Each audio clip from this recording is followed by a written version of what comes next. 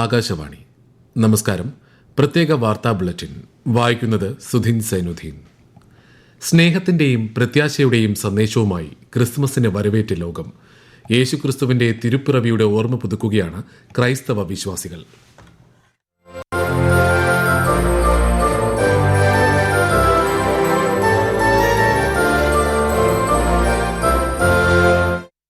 Christmas ദിനത്തിൽ പ്രധാനമന്ത്രി നരേന്ദ്രമോദി ഡൽഹിയിലെ നോർത്ത് അവന്യൂവിലുള്ള CNI സഭയുടെ റിഡംഷൻ കത്തീഡ്രൽ ചർച്ച് സന്ദർശിച്ചു.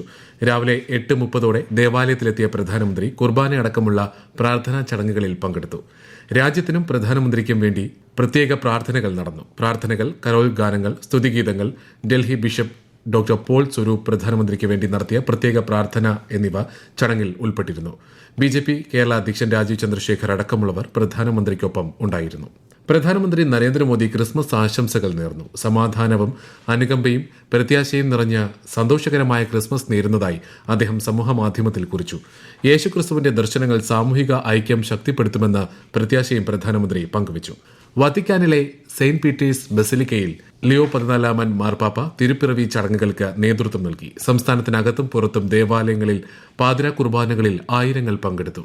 സിറോ മലബാർ സഭ ആസ്ഥാനമായ കൊച്ചി സെന്റ് മൗണ്ടിൽ major archbishop Mar Raphael Thattil തിരുപ്പിറവി ചടങ്ങുകൾക്ക് നേതൃത്വം നൽകി. പാളയം സെന്റ് ജോസഫ് മെട്രോപൊളിറ്റൻ കത്തീഡ്രലിൽ നടന്ന ക്രിസ്മസ് ദിന ശുശ്രൂഷകൾക്ക് ലത്തീൻ അതിരൂപത ആർച്ച് ബിഷപ്പ് തോമസ് ജെനെറ്റോ നേതൃത്വം നൽകി.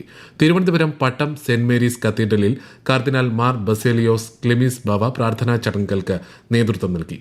കോഴിക്കോട് ദേവമാതാ കത്തീഡ്രലിൽ ആർച്ച് ബിഷപ്പ് ഡോക്ടർ വാക്കീസ് ചക്കാലക്കൽ തിരുപ്പിറവി കർമ്മങ്ങൾക്ക് നേതൃത്വം നൽകി. എറണാകുളം സെന്റ് ഫ്രാൻസിസ് അസിസി കത്തീഡ്രലിൽ നടന്ന തിരുകർമ്മങ്ങൾക്ക് വരാപ്പുഴ അതിരൂപത arch bishop doctor Mar Joseph Kalathiparambil നേതൃത്വം നൽകി.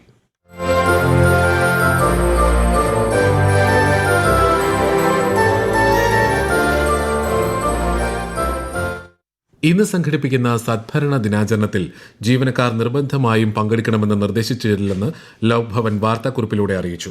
ഇത് സംബന്ധിച്ച് പ്രചരിക്കുന്ന വാർത്തകൾ അനാവശ്യമായ വിവാദം സൃഷ്ടിക്കാൻ ഉദ്ദേശിച്ചാണെന്ന് കുറിപ്പിൽ വ്യക്തമാക്കിയിട്ടുണ്ട്.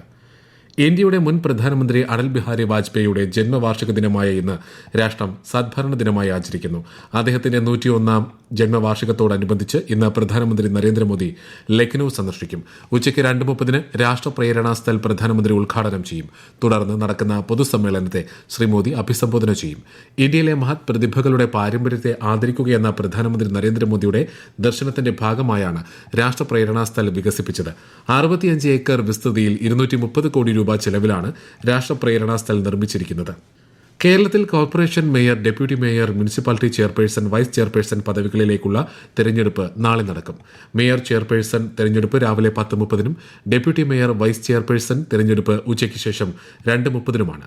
ഗ്രാമ, ബ്ലോക്ക്, ജില്ലാ പഞ്ചായത്ത് പ്രസിഡന്റ് തെരഞ്ഞെടുപ്പ് 27-ന് രാവിലെ 10:30-നും വൈസ് പ്രസിഡന്റ് തെരഞ്ഞെടുപ്പ് 2:30-നും നടക്കും.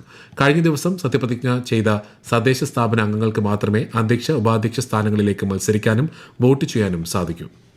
മണ്ഡലപൂജയോടനുബന്ധിച്ചുള്ള തങ്കയങ്കി രഥഘോഷയാത്ര തുടരുന്നു. 3 ദിവസങ്ങളിലായി 76 സ്വീകരണ ഇടങ്ങൾ പിന്നിട്ട് ഘോഷയാത്ര നാളെ വൈകിട്ട് ശബരിമല സന്നിധാനത്തെത്തും. തുടർന്ന് തങ്കയങ്കി ചാർത്തി മഹാദീപാരാധന നടക്കും. മറ്റന്നാൾ രാവിലെ 10:10-നും 11:30-നും ഇടയിലാണ് മണ്ഡലപൂജ. കണ്ണൂർ മാങ്ങാട്ടുപറമ്പ് KAP 4ാം ബറ്റാലിയൻ കമാൻഡും ഫുട്ബോൾ താരവുമായ A. ശ്രീനിവാസൻ അന്തരിച്ചു. 53 വയസ്സായിരുന്നു. മംഗളൂരുവിൽ ചികിത്സയിലിരിക്കെ ഇന്നലെ വൈകിട്ടായിരുന്നു അന്ത്യം. 1991-ൽ കോയമ്പത്തൂരിൽ നടന്ന സന്തോഷ് ട്രോഫി ടൂർണമെന്റിൽ കേരള ടീം അംഗമായിരുന്നു. ലോക ചാമ്പ്യന്മാരായ ഇന്ത്യൻ വനിതാ ക്രിക്കറ്റ് ടീമിന് തലസ്ഥാന നഗരിയിൽ ഊഷ്മള വരവേൽപ്പ്. ഇന്ത്യ ശ്രീലങ്ക 2020 പരമ്പരയ്ക്കായി അനന്തപുരിയിലെത്തിയ ലോക ജേതാക്കൾക്ക് കേരള ക്രിക്കറ്റ് അസോസിയേഷന്റെ നേതൃത്വത്തിൽ സ്വീകരണം നൽകി. 26, 28, 30 തീയതികളിൽ കാര്യവട്ടം സ്പോർട്സ് ഹബ് ഗ്രീൻഫീൽഡ് സ്റ്റേഡിയത്തിലാണ് മത്സരങ്ങൾ. വിശാഖപട്ടണത്തിൽ നടന്ന ആദ്യ 2 മത്സരങ്ങളിലും ഇന്ത്യയ്ക്കായിരുന്നു ജയം. ഒരു മത്സരം കൂടി ജയിച്ചാൽ ഇന്ത്യയ്ക്ക് പരമ്പര സ്വന്തമാക്കാം. 1 ലക്ഷം രൂപ പിന്നിട്ട സ്വർണ്ണവിലയിൽ കുതിപ്പ് തുടരുന്നു. പവന് 240 രൂപ വർദ്ധിച്ച് സർവ്വകാല റെക്കോർഡിലെത്തി. 1,02,120 രൂപയിലാണ് ഇന്നത്തെ വ്യാപാരം. ഗ്രാമിന് 12,765 രൂപ. കർണാടകയിലെ ചിത്രദുർഗയിൽ സ്ലീപ്പർ ബസ് ട്രക്കുമായി കൂട്ടിയിടിച്ച് തീപിടിച്ച് 10-ലധികം പേർ മരിച്ചു. ബംഗളൂരുവിൽ നിന്ന് ശിവമോഗയിലേക്ക് പോകുകയായിരുന്ന സീബേർഡ് കോച്ച് എന്ന ബസ്സാണ് പുലർച്ചെ അപകടത്തിൽപ്പെട്ടത്. പ്രത്യേക വാർത്താ ബുള്ളറ്റിൻ കഴിഞ്ഞു. അടുത്ത വാർത്താ പ്രക്ഷേപണം ഉച്ചയ്ക്ക് 12:30-ന്.